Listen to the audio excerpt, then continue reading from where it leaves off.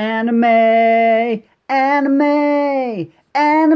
TV, cha! Hello and welcome to Anime TV. I'm the host with no name, and today I'll be reviewing Sword of the Stranger. Set in feudal Japan, Sword of the Stranger follows a small boy and his dog as they attempt to escape capture from a mysterious group of cloaked Chinese warriors. Along the way, they enlist the help of Nanashi, a talented samurai. But will Nanashi's skills be enough to save the life of the boy? Or perhaps a better question would be, why are the Chinese chasing after this child in the first place? The samurai genre is a genre I normally try and steer clear of, mostly because there's so much of it and it all looks and sounds exactly the same. I've watched Samurai Champloo and I did really enjoy that, and I've also watched a lot of others, but for the most part, samurai anime is just not my cup of tea. Sorry. Despite my general disinterest in the genre, I must say that Sword of the Stranger is an absolutely fantastic movie. The movie is a serious samurai film with lots of gory action scenes, but at the same time it also manages to match the high levels of sentimentality that are normally found in Studio Ghibli movies and Disney films, and well, that's quite a feat.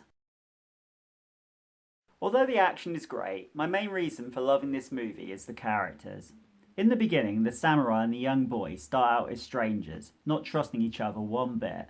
But as the film goes on, they form a bond that's kind of like a father and son, and it's that heartwarming relationship that forms the core of this story. Completing the trio of main characters is the dog, Tobymaru. Once again, this is Sword of the Stranger, cashing in on something that Disney have done well for many years. For an animal lover like myself, Tobymaru completely steals the show. It doesn't matter whether he's fooling around in the background or loyally coming to his master's aid.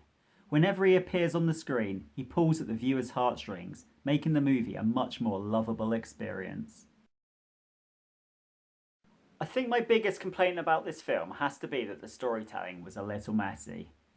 By the end of the movie, I understood what the Chinese were up to and why they were doing it, but throughout the movie, their motives weren't always quite so clear.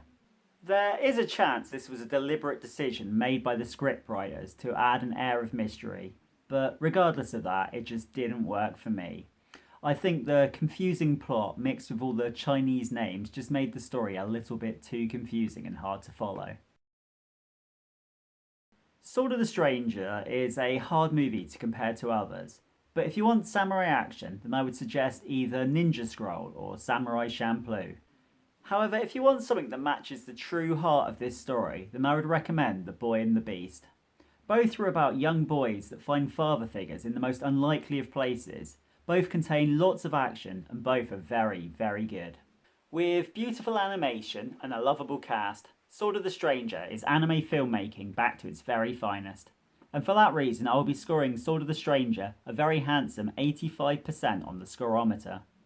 This is an anime that appeals to the heart, and for that reason it jumps in as Anime TV's 16th favourite anime movie of all time. Anyway, that's the end of my video. Thanks for watching, and until next time, I highly recommend checking out Sword of the Stranger.